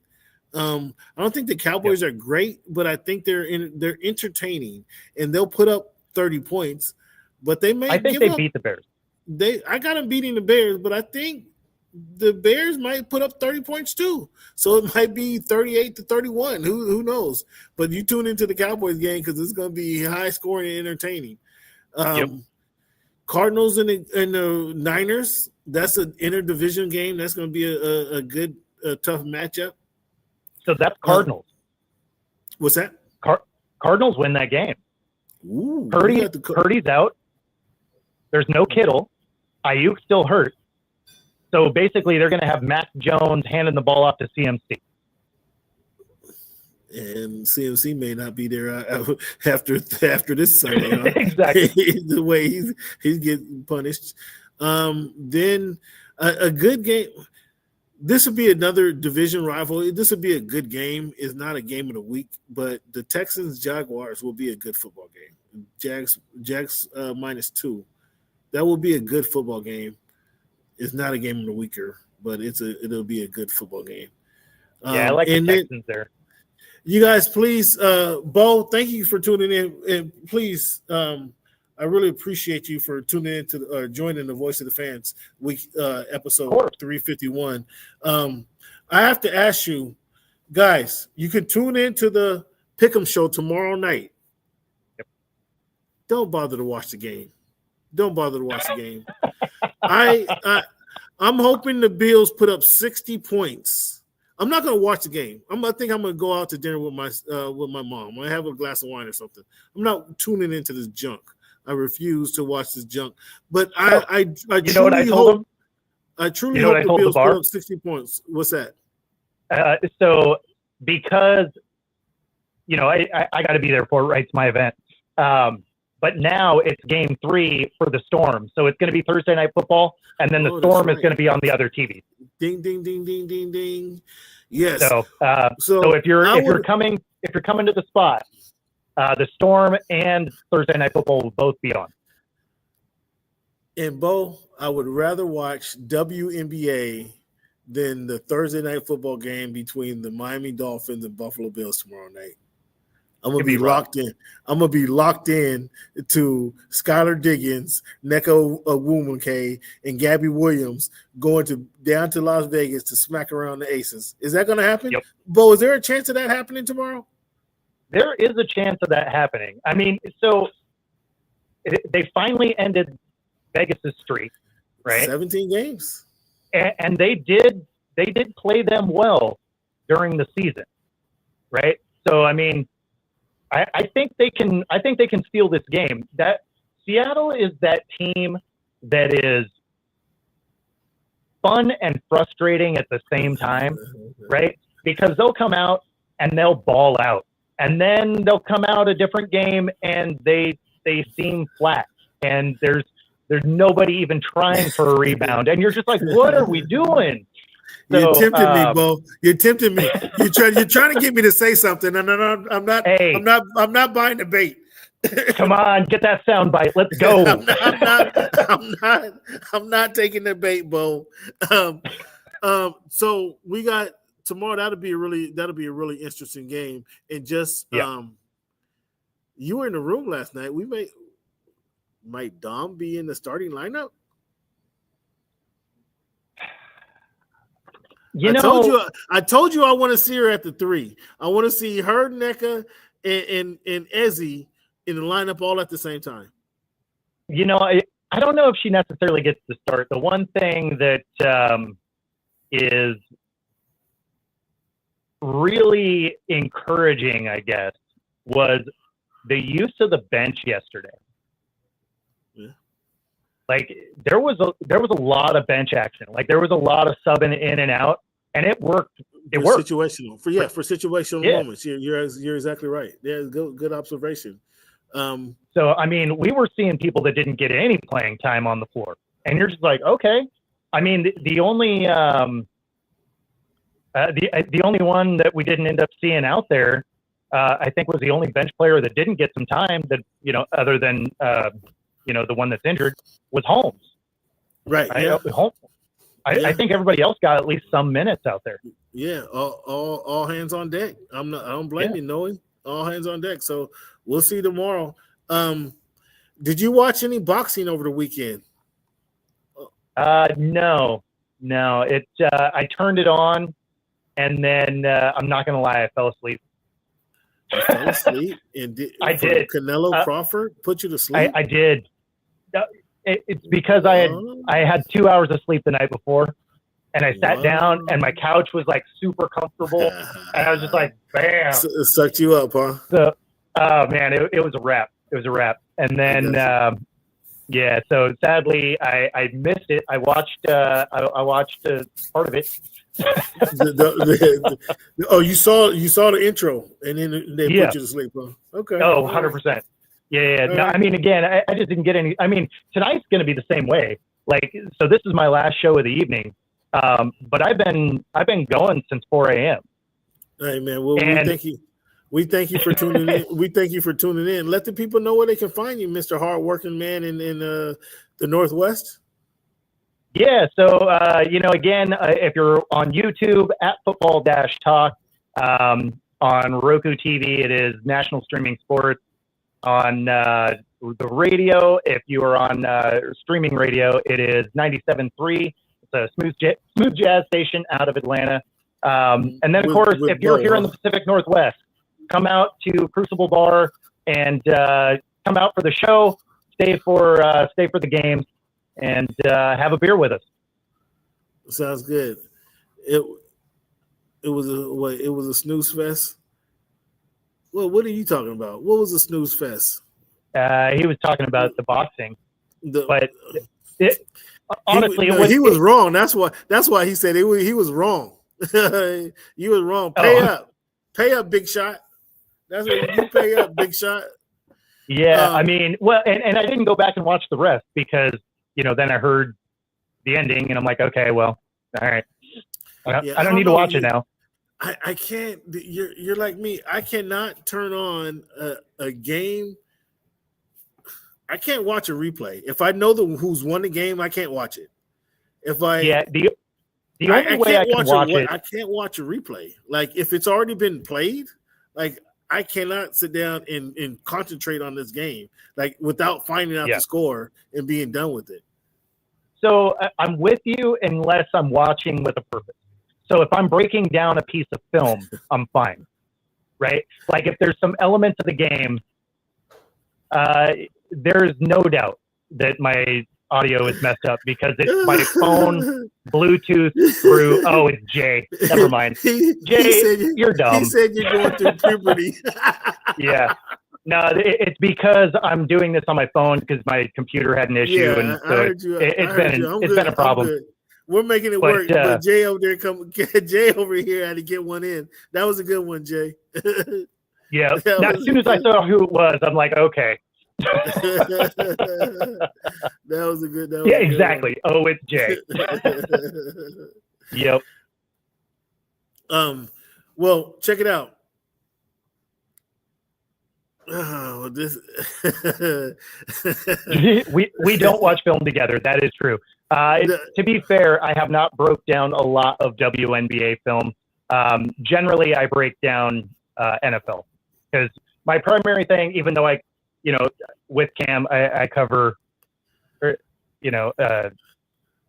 WNBA. My primary love is football. Sure. But it's fun to get out there and fun to see what's happening. I mean, the city came out. The city came out for game 2. I mean, the stadium was packed. It was loud. It was a raucous environment. I don't know. I think it might be all over. It might be all over, but let's see. Tune in tomorrow and let's see what happened. Bo, want to thank you for tuning in to the Voice of the Fans. Appreciate you joining us. Thanks again, and appreciate all your fans and listeners. Jay, what up, Jay? What up, Ralph? Thank you guys for tuning in to the Voice of the Fans podcast.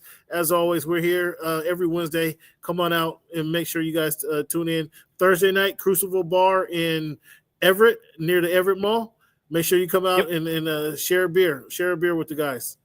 Thank you both. Thank you for tuning in, man. Appreciate your time. We'll holler at you soon. Yep. That was my guy, Bo. Yeah, we cover in WNBA. We also talk a lot of football. So thank you guys for checking in. Let me run down my picks from last week before I move on to the NBA.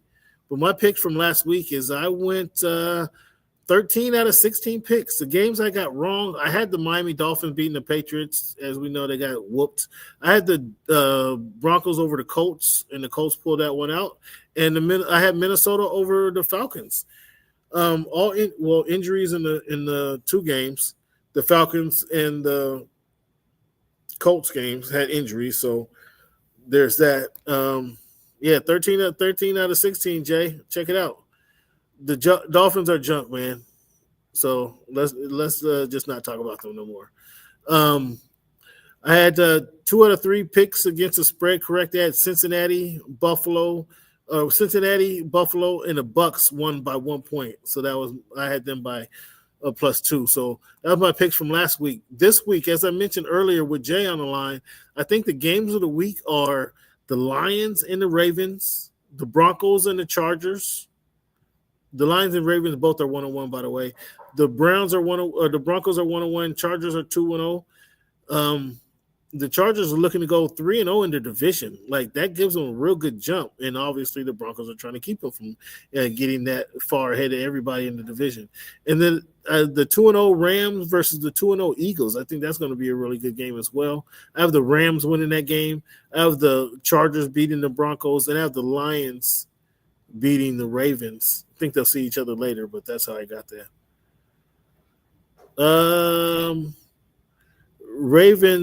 Ravens are favored by 5. I got 5. My sheet shows 5. Yeah, I got the Rams beating the Eagles. The Eagles look strong. The Rams the Rams played them tough last year in the playoffs, if you recall. The Rams played the Eagles really tough in the playoffs. If not for a player here or there, if not for a Barkley breakthrough. Barkley had 200 yards, if I remember correctly.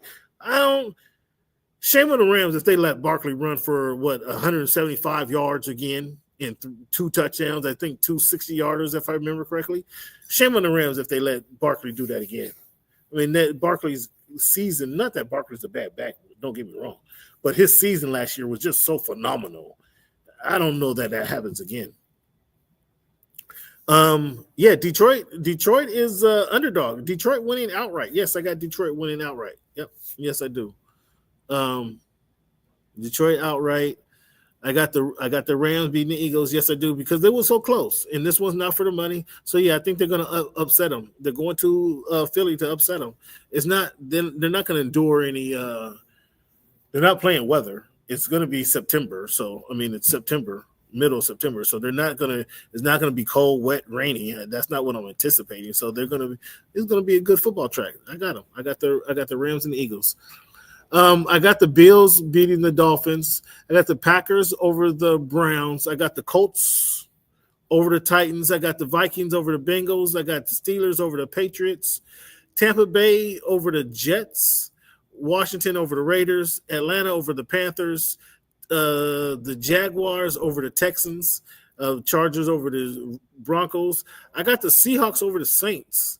I actually got the Dallas Cowboys beating the Bears. As I mentioned, the Dallas Cowboys – if Dak Prescott's available in your fantasy league, go get him because he's gonna put up a lot of points. I got the Niners. I'm gonna get to you, Jay. I'm gonna get to that one. I got I got the Niners. I think I got the Niners over the Cardinals, which I mean, after talking to Bo, I might want to change that pick. Bo makes some really great picks about the injuries.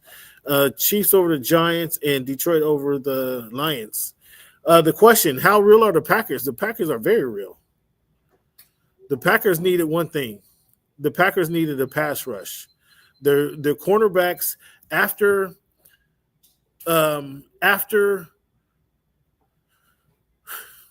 guarding a receiver, cornerbacks can only guard the receiver for a few seconds. When you get into that 4 or 5 second mark, the receivers are going to get open. It's impossible to guard for that long.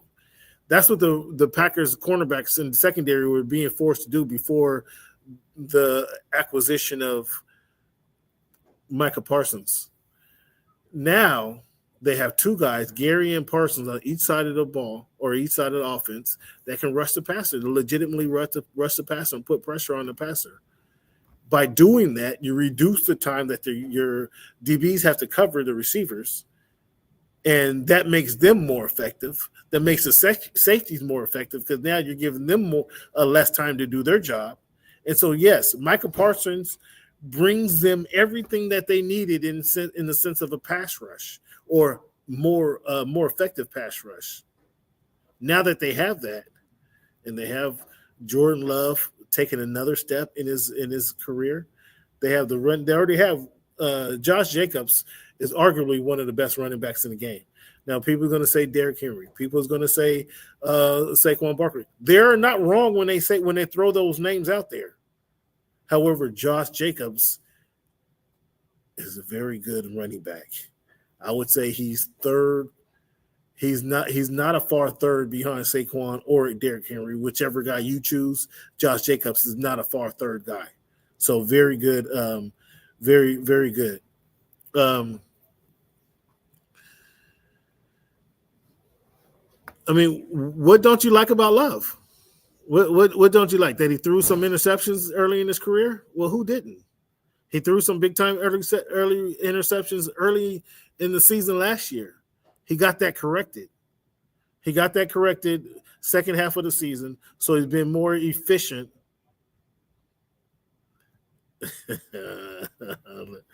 Oh boy, listen to it. Well, I tell you what, boy, these Packer fans, boy, they gonna come. So you go to somebody's house and all of a sudden they got shiny new gear. All of a sudden they got shiny new hats and shiny new toys, stuff that you hadn't seen before. That's how some of these Packer fans are now. They're coming out of the woodworks with all this brand new gear and merchandise that you haven't seen in a lifetime. I find that pretty interesting.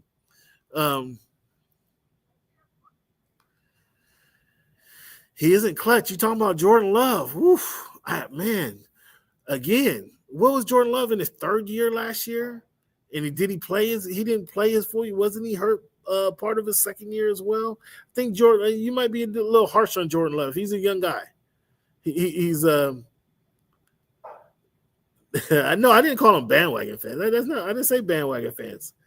But it's funny when all of a sudden, like I've known two Packer fans in my life, and Anthony Davis, who plays now in Dallas, and you got your boy Lil Wayne in New Orleans.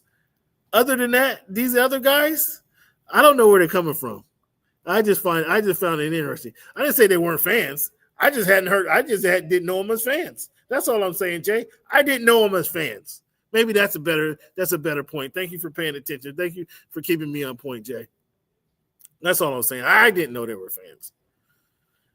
So you got my picks against the spread this week. I'm taking Buffalo minus the 12 as my 12.5 as a picks against the spread. I'm taking Buffalo. Buffalo, I hope they actually murder the Dolphins. Jay,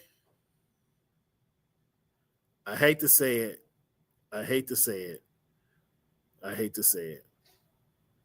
I'm a Miami Dolphin fan, Jay.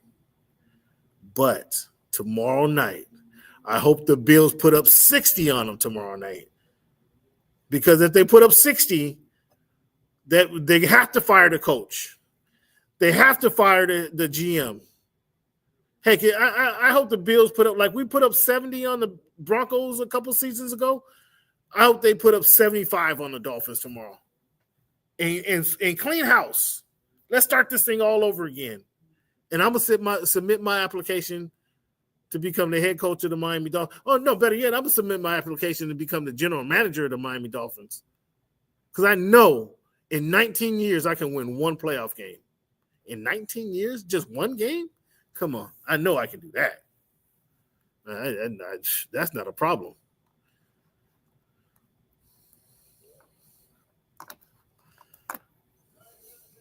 Yeah, man. You got to understand the franchise. Jay, if you ain't understood the franchise and you haven't known this is long, agonizing years of heartache, bro, speaking right now. A lot of years of heartache right now. So, yeah, I hope they get crushed by 75 tomorrow. Again, mark my words, 75 points. I want somebody to put up 75 points on them so they can clean house. Fans, as we do each and every week, man, I thank you guys for tuning in to the Voice of the Fans podcast. I really do. Every week I want to bring you something different. I want to kind of educate, uplift, motivate some of my listeners. If you're listening to the podcast, I just want to go back and highlight some of the positive things that's been happening in history. John Mercer Langston was elected township clerk of Brownhelm, Ohio, becoming the first black person to hold an effective office in the United States in September 10, 1855. September 11, 1959, Duke Ellington received the Spring Arm Medal for groundbreaking achievements in music and cultural influence. September 12, 1992, Dr. Mae Jemison became the first African-American woman to travel in space aboard the Space Shuttle Endeavour. September 13, 1886, Alan Locke, the first African-American Rhodes Scholar and key figure in Harlem Renaissance, was born in September 13, 1986. September 15th, guys, was the tragic church bombing in Birmingham, Alabama, killing 4 African-American girls, Addie Mae Collins, Cynthia Wesley, Carol Robertson, and Denise McNair. During Sunday service, the act was a racial terrorism galvanized the civil rights movement. Man, that was emotional. Being in Birmingham for a couple of years, visiting the Civil Rights Museum, that was emotional moment. Visiting that church, man. It was wild. It was just an emotional moment visiting the church down in Alabama, which clearly is all been redone and what have you. September 17, 1983, Vanessa Williams was crowned Miss America, becoming the first African-American woman to win the title. Her win broke barriers in mainstream pageantry. So, like I said, fans, I just want to bring you guys some of the stuff that's been happening back in the day that a lot of people forgot, man. Some of that stuff, none of that stuff was on you guys' mind today. So, thank you guys again for tuning into the Voice of the Fans podcast. If you can and you're willing, hit that subscribe button, fans. Hit that like button, hit that share button. Let other people know about the podcast if you enjoy what you're listening to and enjoy the content that we're providing you. The story that hasn't died yet has NBA Commissioner Adam Silver kind of talking in circles. This situation with the Clippers circumventing their salary cap to give Kawhi Leonard an extra $28 million endorsement. The now bankrupt company is tied to Steve Ballmer. They can't really get away from it. I don't see them getting away from it. We haven't. The only thing we've heard Adam Silver say is he wasn't familiar with the Spire. Then he came back and tried to walk that back.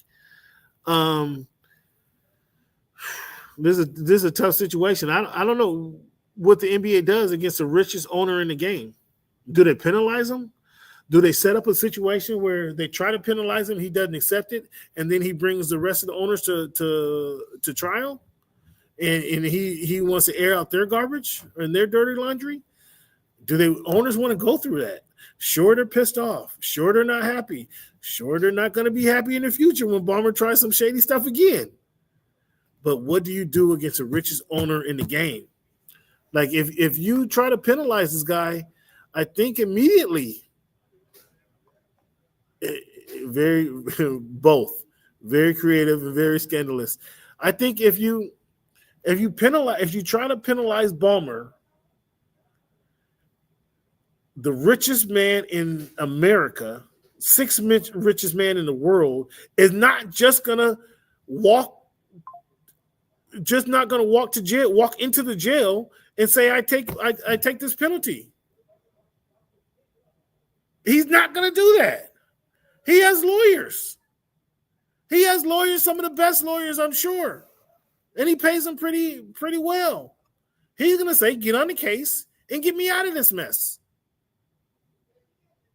And so there again, those lawyers are going to go right to Adam Silver and say, well, let's talk about the other owners who are doing this, this, and this. And clearly start deflecting. And then do the other owners, you already hear the way that Mark Cuban is talking. You know, he don't want to be investigated. Hey, Mark Cuban was saying even with what was the guy Shady who Ballmer took over for? Even the shady owner then, Mark Cuban was saying, hey, those tapes, we're walking down a slippery slope if you want to get rid of the guy for being a racist. Donald Sterling. Mark Cuban was supporting this guy. So clearly there's something that Mark Cuban doesn't want to be exposed. How many other owners are like that? What about your owner in New York, James Dolan? You don't think he got something to hide? So I don't know that these owners are really raring to go and to convict Steve Ballmer. As much as they might not like the situation, I don't know that they're ready to go convict him because of that.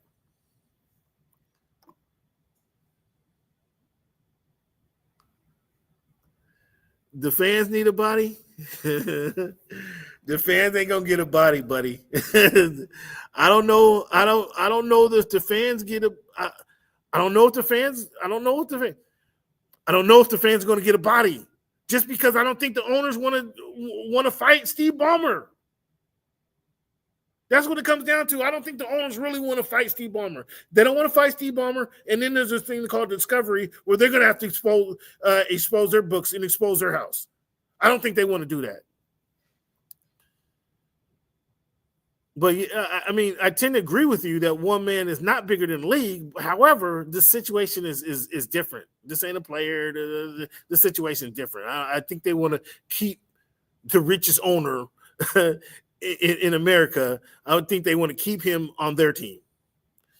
Would the NFL go against Jerry Jones? The NFL has went against Jerry Jones privately, and both publicly and privately, and they lost both times. So does the NFL want to go against them? But if the NFL,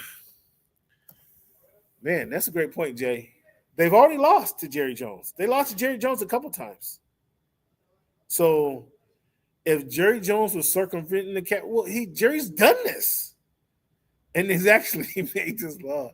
If you guys remember, Jerry Jones, back in the early 90s, before they signed Dion, the NFL had a contract with Coke. Jerry Jones said, Pepsi is going to pay me double what Coke is paying you guys. I'm gonna go sign this deal with Pepsi. The NFL was like, "Yo, Jerry, you can't go sign a deal outside of the rest of the owners." Jerry's like, "Well, you guys need to worry about your own house. Go make some money." And Jerry changed the rules. Changed at that moment.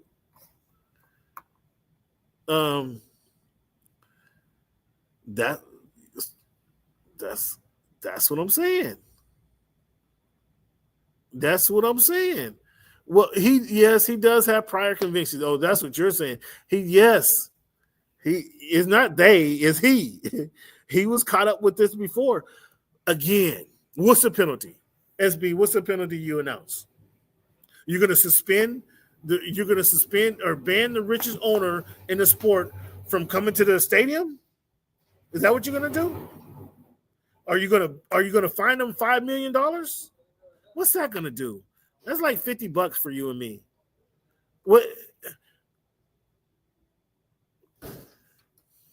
First round draft pick, loss of a first round draft pick. They don't have a first round draft pick as it stands today until 2030, I think it is. So you're gonna take a first rounder in the future? Okay, so big deal. Most players, the owner's still going to own the team for the most part, but the players will probably be turned over by then. The roster be turned over in 5 years. Yeah, 2030 exactly, for real. So big deal. That's not in 5 years. That's the roster be turned over by then. It's not really hurting. But yes, they have prior convictions. I'm eager. SB, what would be your penalty? I'm eager to hear, because again, it starts with: do you ban the richest owner in the game for 1 year? Do you think they do that? And okay, if they had the courage to do that, fans, if they had the courage to do that, does he take that ban? Does he take that ban just sitting down? You think he goes back to goes on vacation for a year? I don't think so. I don't think that. I don't know anything. I don't have any inside scoop. But you see this man at every single home game, cheering, breaking a sweat, going crazy. That would be the way to get at him, though, to ban him for the season, and then to say that he can't kick it and he can't. He's unable to show off his stadium during the All-Star break, because the All-Star break is in Intuit Dome this year. That would be a punishment. That really would be a punishment. I guarantee you he goes into litigation to prevent that. And then they decide something in the offseason. I guarantee that.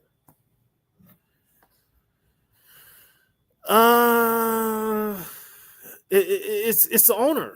Kawhi is only doing what the owner allows him to do. He's only asking for money.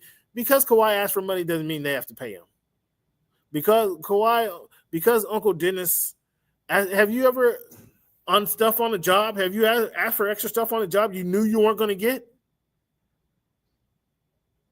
Yeah, and you just asked for it anyway. Yeah, I know I'm not going to get that parking spot or that office on the corner, but hell, well, all they can do is tell me no. And so yeah, I'd be asking for the moon too. All they can do is tell me no. So yes,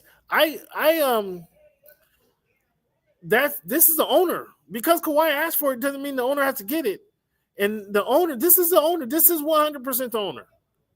So I don't blame Kawhi. I mean, because most players, if they knew that loophole was open, is going to try to get something.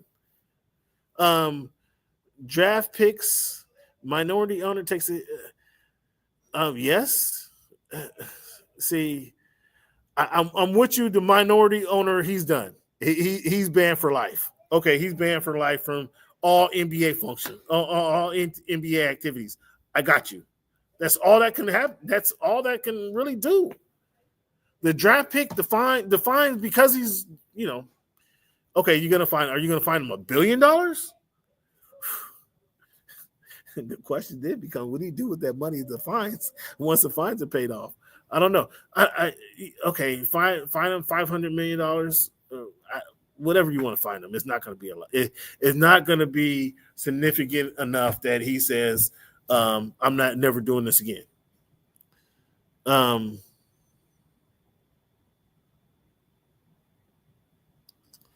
my goodness gracious! Yeah, you guys should see these texts I'm getting in the chat. Bo, who are your fans sending me? Ooh, what are your fans? Kawhi gets suspended too. Willful participant in shape. Yeah. What are you going to do to Kawhi? Are you going to suspend Kawhi for a year? Do you say, Kawhi, you're done for a year? Like, do you? I'd agree. You really couldn't argue it. But then Kawhi is going to be like, yo, this is just something they come in with. I was instructed to do this. And then, I mean, yeah. If you are a player, does this make you want to play for the Clippers, knowing they'll get you paid no matter what? Yes and no.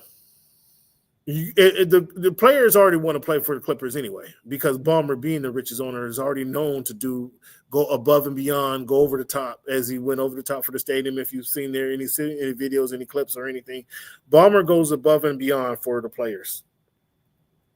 He's the richest owner in the game. So yes, he spends a few more dollars on his team and for his team than other owners.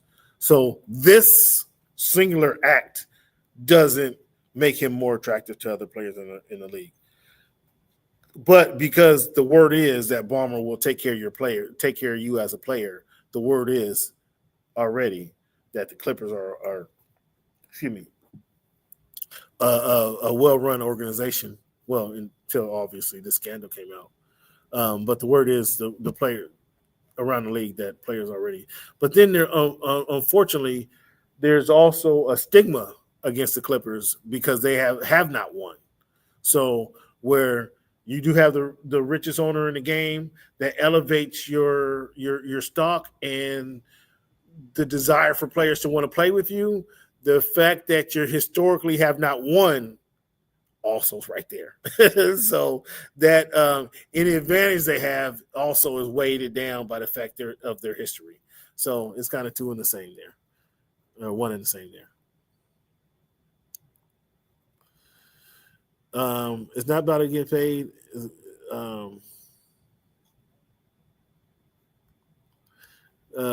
I say suspend Kawhi and ban him from NBA for life. Oh my goodness, that's not happening, big guy.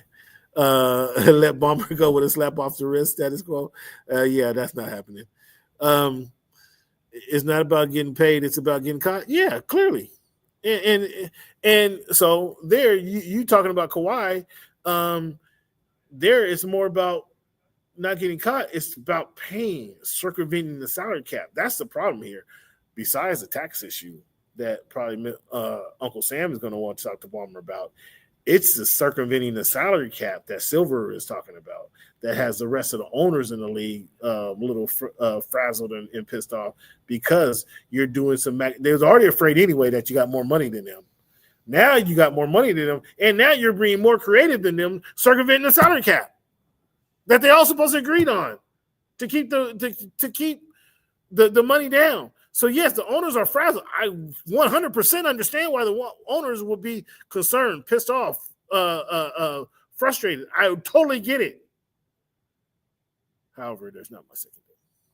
However, I don't know. Mark my words, guys. You guys can come back to the video, come back to this podcast in a few weeks when they say, NBA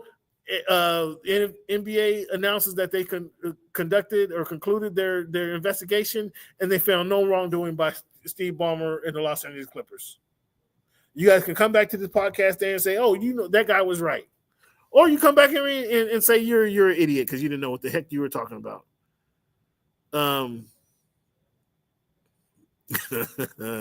Jay over here is on a heater. Okay, Jay, I see you, Jay. You must not like Kawhi. Who's your team, Jay? Because you don't like Kawhi, clearly. So fans, again, I want to have that conversation about the NBA and what the Adam Silver should do. I mean, he's stuck between a rock and a hard spot right now.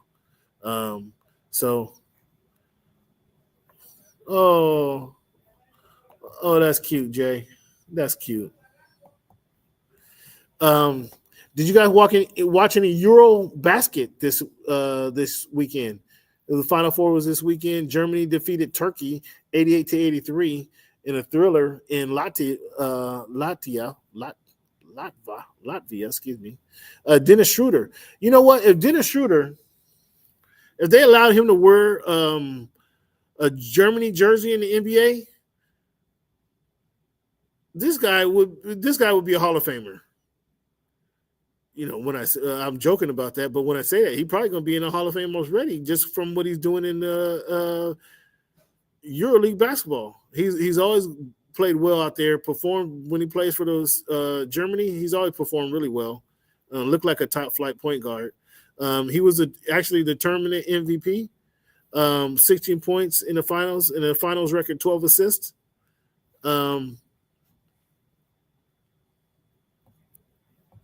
He said Giannis said that was the biggest accomplishment ever. I wonder, does it stand next to the gold ball or not? That would be my next question, Jay.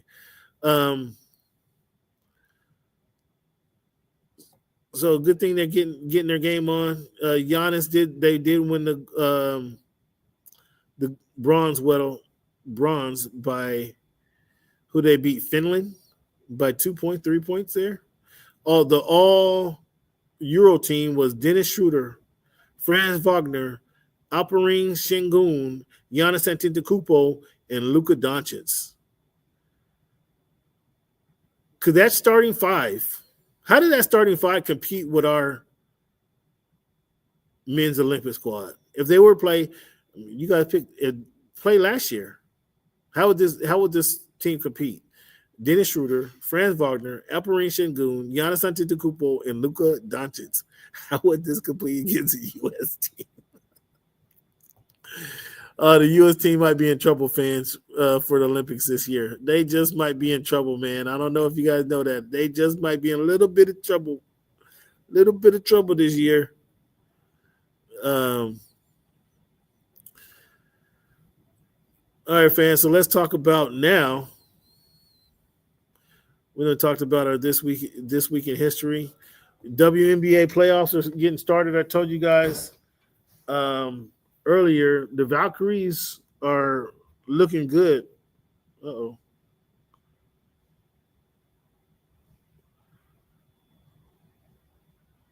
Wait, hold on. Cardinals, Kyler Murray, sorry for Vic pick. Cardinals quarterback Kyler Murray says he does not condone animal cruelty after wearing a Mike Vick jersey in a IG post with his dogs. Oh, my goodness. Somebody. Oh, my goodness gracious. Kyler really posted up with the put boy in a Vic jersey is insane work, dog. Wow. Well, I mean, is this a thing? Is this something to complain about? I mean, oh my goodness. Maserati Marv was blocked by Kyler Murray. That's funny. Because he's the one that put it out there. He said it's crazy work, but is that No, well, he's apologizing because he wore the jersey with his dog, and I think people are correlating it with him being a dog abuser now because he wore a Mike Vick jersey. Come on, folks, get with it. Anyway, WNBA action is going on right now. Got some playoffs. Minnesota 63, Golden State Valkyries is 63. Minnesota Lynx 51. This is game 2. Minnesota leads the series best of 3, but Valkyries on the home court. They're trying to get a chance to stay alive. And here they go, scoring another bucket. So the Minnesota Valkyries is going to be a good game. Here we are, 9 minutes to go in the fourth quarter. This is going to be a good closeout. Can Minnesota sweep them, or can Valkyries play? What do they say? Live to fight another day. We'll see. Here, tune in. It's on ESPN, so tune in if you want to see it.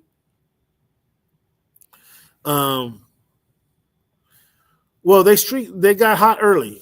So Jay, they got hurt. They got hurt hot early. That's what really happened in Minnesota. They were on a winning streak. Maybe they were streaking too early because they've been killing the first half of the season. Second half hasn't been what the first half was, which led everybody to believe that there was a lull. But they won game 1. The Valkyries is no joke. Valkyries ain't chopped liver. I mean, it's a good team, well coached, and they play hard. So give the Valkyries credit if they should ultimately win this game, for winning the game in the playoffs. They get to the playoffs. No other team has made the playoffs in the WNBA in their first season. That's a good season.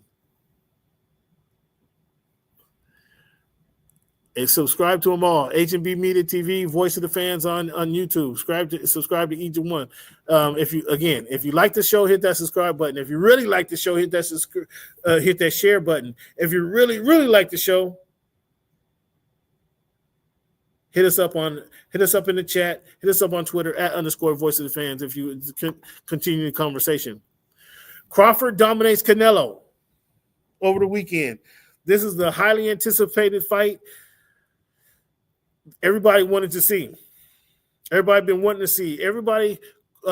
Terrence Crawford has been highly avoided in the boxing game for many, many years, fans. If you guys don't follow boxing specifically or detailedly, everybody was avoiding Bud Crawford. They didn't want no parts of him. Now,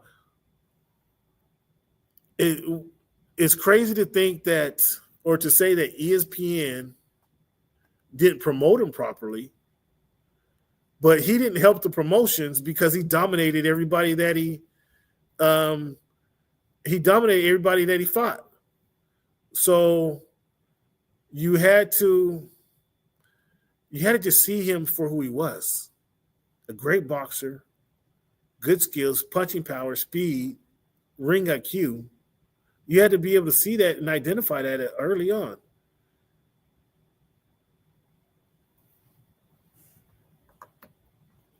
There you go, SB. There you go, Jay. Way to go, Jay. Good looking out, baby. Appreciate you. Here's a response for you. Nafisa was out. She was out for a minute. Late in the season. Again, their second half of the season wasn't what their first half of the season was, but they links are as what they advertise. Thanks for tuning in, big dog. Talk to you next week. We're here every Wednesday, man. Tune in and be a part of the show. Appreciate you, Jay. Crawford dominates Canelo. Fans, for those who had any doubts what was going to happen, the only thing that was the real concern going into the fight was Crawford going to be able to withstand Canelo's barrages, his punching power. Well, what Crawford was able to do is not only withstand the punching power, but he was able to connect with Canelo on the counter punching, which kept Canelo off balance, which really frustrated Canelo throughout the fight. And you could see that rear its head in 6 or 7 rounds when he was getting connected, and he just, it was a frustration walking back to the corner after every round because he couldn't touch his kid. There was a couple of times where he got him with the body blow early. Crawford ate it, and by the third round, every time Canelo would throw a punch, Crawford was throwing through 2 and 3 back at him, and he was not used to that. It was very different. It was very different in the than the Errol Spence fight because it was not a punishing whooping like he put on Errol Spence. It was a tactical, very safe fight that he fought. Some fans didn't like it because they say he didn't box enough. They say he ran too much. One dude actually compared him to Sha'Carri Richardson, saying that he ran too much. But was that ring generalmanship, I'd ask you, boxing fan? Was that ring generalmanship? Was that controlling the pace of the fight? Because you can't expect the man who jumped up 20 pounds to take on Canelo Alvarez to sit there and bang with him. Is that what you guys were expecting? That just didn't make any sense. So let's stick and move. Let's hit this guy and spin him. Let's hit this guy, turn, and stick and move. Because he can't keep up with you. So let's stick and move through a whole night. That's what he did. It was a very impressive fight. Very impressive. I had him winning. For him to win a draw in Las Vegas, it was going to have to be a convincing win. And that's exactly what I had him going into the fight. I had him winning by a draw. Yeah, Canelo had no answers. I don't know if he failed to show the power. He couldn't connect. And that was the whole thing. Canelo couldn't get in his game plan because Canelo tried to catch him with the left hook to the body and then a right punch to the head. But when he threw the left hook to the body, he was getting punched in the face. He was eating two or three jabs right there to the face. Threw his whole rhythm off. Threw the whole rhythm. So he was out of sorts, if you will. Very interesting fight. I don't know where Canelo goes from here. It's Benavidez is the fight that everybody. If he fought David Benavidez, the Mexican monster, that fight would be bigger than the fight we saw this weekend, Canelo and Terence Crawford. Because Canelo's been ducking this guy for 4 years. But Canelo's not going to fight this guy.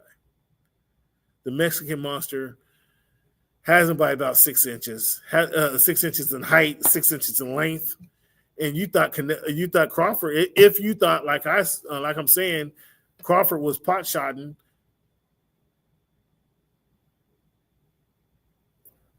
David Benavidez is going to be able to sit back without engaging in Canelo. Sit back using his length to connect and destroy Canelo. Canelo don't want that fight.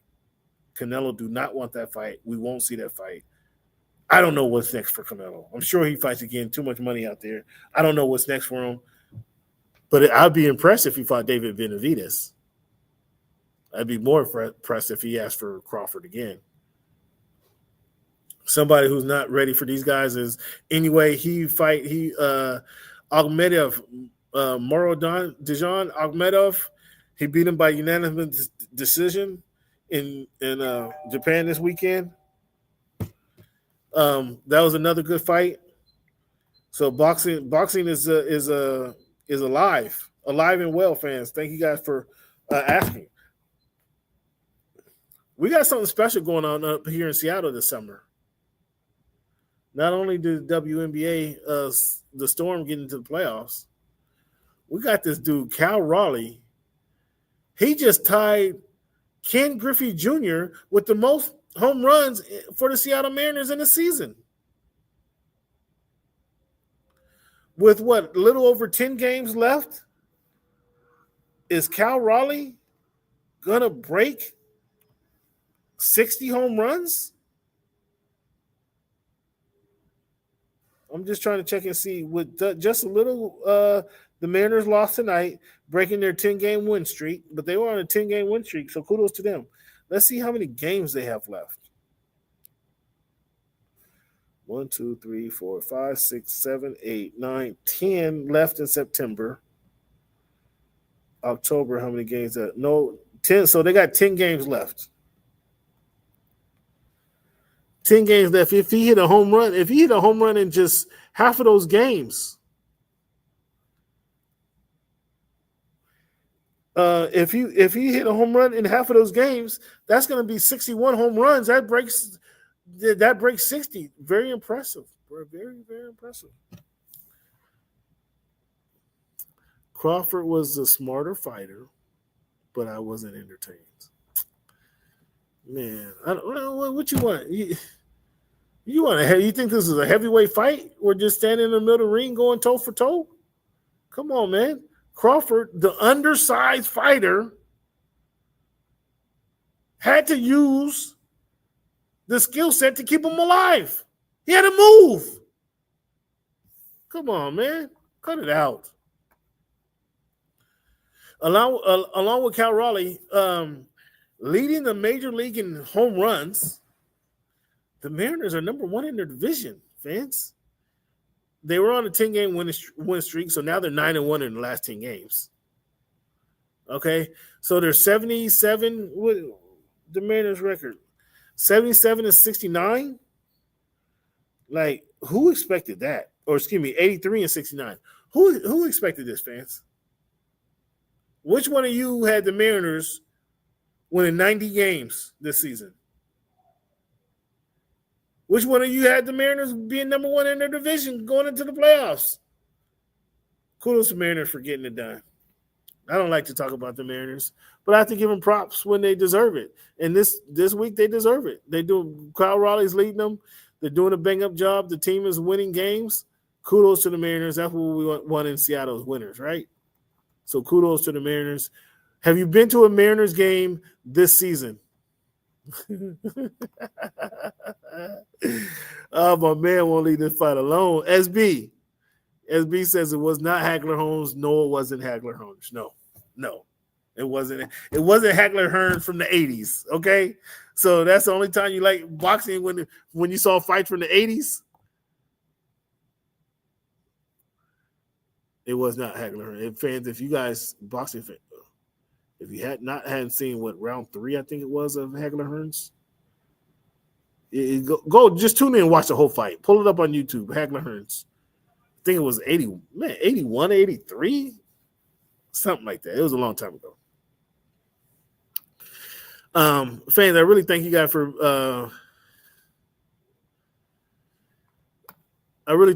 tuning into the Voice of the Fans podcast. It's nothing less than cathartic to do the show for you guys. I really appreciate you guys. Those of you guys who tune in, it's really fun when you guys become a part of the show. Adds more excitement for me. It adds some fun. So thank you guys for being a part of the show.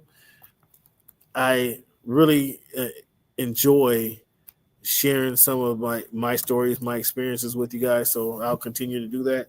Also, you guys hear the This Week in History segment. Another segment that are really near and dear to me is leaving the show with a quote, giving you guys something to hang on to for the next week. The quote I have for you this week is, confidence is not, will they like me? Confidence is, I'll be fine if they don't. One more time. Confidence is not, they will like me. Confidence is, I'll be fine if they don't.